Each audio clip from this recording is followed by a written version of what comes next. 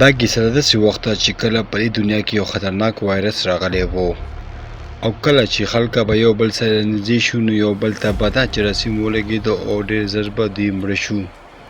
بیا موږ یو فیملي ګورو کومه چې دې بیمارۍ نه بچ کېدلو لپاره په ځنګل کې کور جوړ کړی و. په دې فیملي کې 3 کسان وي، پال وي، سیرا وي او له هغې یو زوی ټریوس وي او دوی سره په کور کې یو سپی هم وي. د ټریوس یو نیکه هم دوی سره په کور کې اوسیږي خو هغې ته دا بیماري ولګي او هغه انفیکټډ شي او له هغې په جسم باندې ډېرې دانې روخیږي او له هغې جسم ورو ورو څښا کېږي. پال دا ځنګل ته ویسي او هلته کې ولي او له هغې جسم ته اور ولګوي ځکه داسې وکړي چې دوی ته یاره وي چې دغه بیماري موږ ته ونه لګي. دراصل دې بیمارۍ ته اوسه پورې څه دوا نه وي جوړه شوې کوم باندې چې دې علاج وشي. دوی لپاره کله چې دوی د کور نه بهر وځي نو دوی یو ماسک او دستانې واچوي او دوی د خپل کور د پلسټک نه کور کړی وي چې دغه وایرس دننه رانشي. ټریوس اوس ډېر زیات خفه وي او خپل نیکه ورته یادېږي. دوی یو بل سره ډېره زیاته مینه کوله. بیا د ټریوس مور ساره هلته کې راشي او دا راپاسي او ورته وایي چې کور ته دننه څوک راننوتي دي. دوی ټول راپاسېږي او خپله اسله راوالي او هغه کمرې ته هلته کې لاړ شي. دوی بیا هغه کس ونیسي کوم چې د دې کور ته راننوتی و.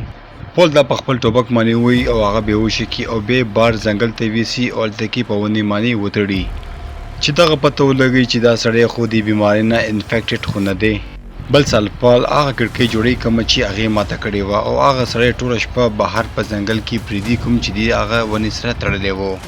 بل سال پال له هغه سړي خواته ځي او له هغې نوکان چیک کوي که دا چېرته انفیکټډ خو نه دی او پال ورته خپله تمانچه وښیي او دا هم ورته وایي که تا ما له صحیح جوابونه رانکړو نو زه به تا وولم او مړ به دې کم او که صحیح جوابونه دې زما راکړو نو زه به تا لسکرو ته دا اوبه درکړم. پال ترې پیله دا تپوس وکړي چې ته ولې زما کور ته راننوتې خو دا سړی ورته وایي چې زه د خوراک په تلاش کې ستا کور ته دننه راغم چې خپله فیملي د لوږې نه بچه کم کومه چې 50 میله لرې دلته نه ده. دراصل د دې فیملۍ کې د دې یو ښځه وي او ورکوټی ماشوم هم وي او دا ورته وایي چې زما ورور هم و کوم چې د خوراک په تلاش کې بهر تللی او اوسه پورې نه دی راغلی او هغه هم مړ شو. بیا دا سړی پال ته یو خبر وکړي که تا ما له څښلو ته اوبه راکړې نو زه به تا له خوراک دپاره څه چرګې او ګډان درکړم. پال هم د دې په خبرو یقین وکړي او بیا دې ته څښلو ته هغه اوبه ورکړي. پال بیا خپلې فیملۍ ته ځي او هغې ته دغه ټوله خبره دې سړي وکړي. کله چې ساره ته دا ټوله خبره وکړي نو هغه هم ورته وایي چې د دې له فیملۍ مدد وکړه او ورته دا هم وایي چې د دې فیملي کور ته راوله خو پال دا ریسک نشي اخیستی او بار ډېر زیات جراثیم هم وي.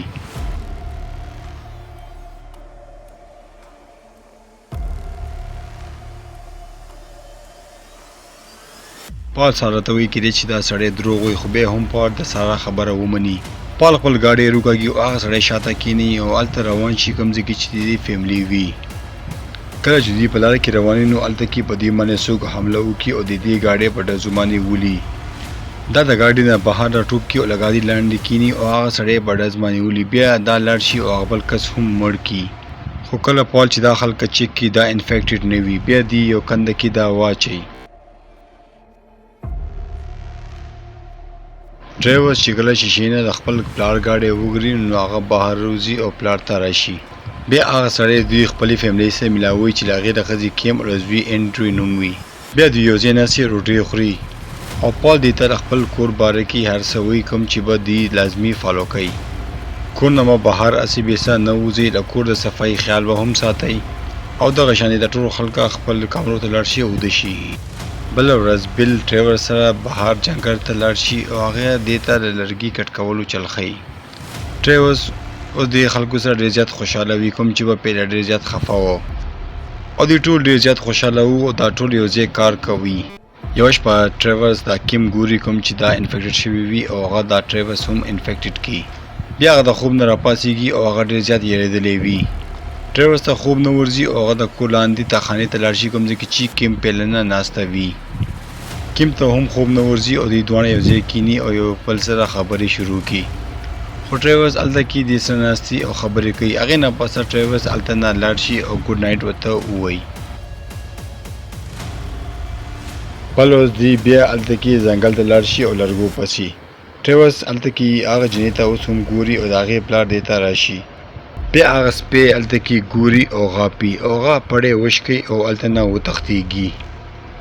ټریورس چې کله دا وګوري نو هغه هم دې سپي پسې منډه کړي او ډېر لرې لاړ شي، خو هغه هلته کې اچانک ودرېږي. دا په بوټو کې څه هلته کې وګوري او دا ډېر زیات ویریږي. بیا هغه سپي اواز هم بند شي. بیا هلته کې بیل او پال راشي او دا هلته نه بوځي ځان سره.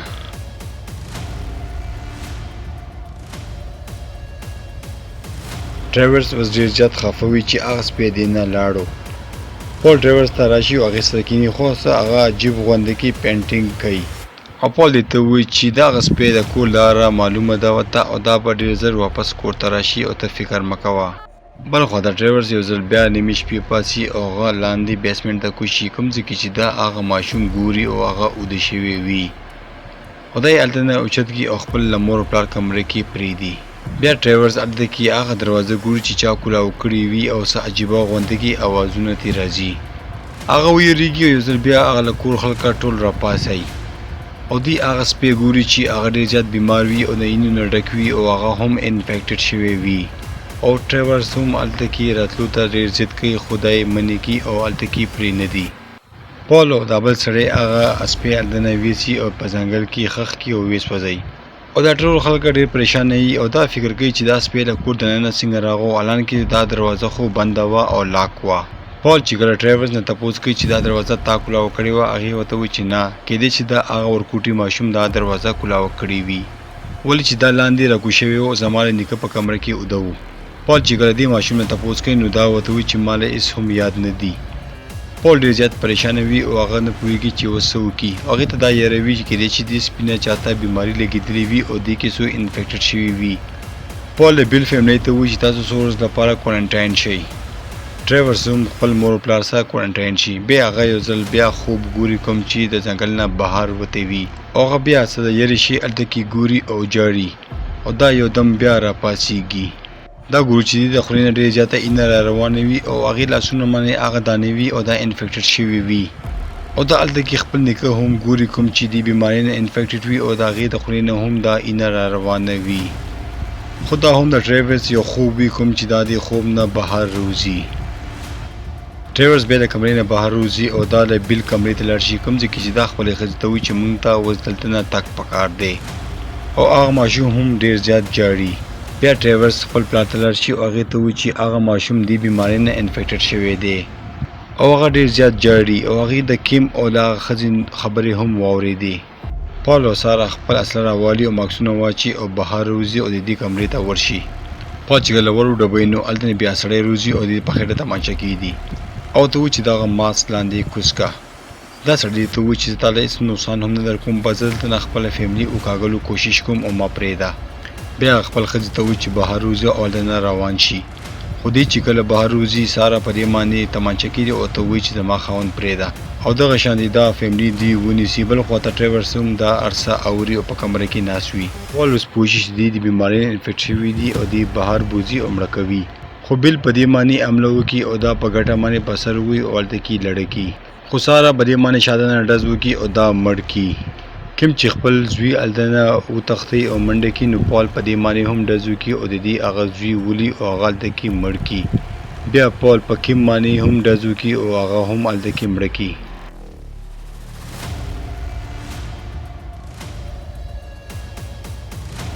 بل سین کې موږ ټریورس ګورو چې هغه هم د بیمارۍ نه انفیکټډ شوی دی او له هغې په جسم باندې هغه ټولې دانې راختلي دي او ساره ورته ناسته وي او ورته وایي چې فکر مه کوه ته به ښه شي.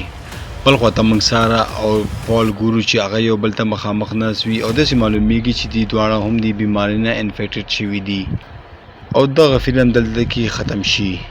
اوس به تاسو فکر کوئ چې دغه بیمارۍ څنګه راننوتې وه او دا دروازه چا کولاو کړې وه.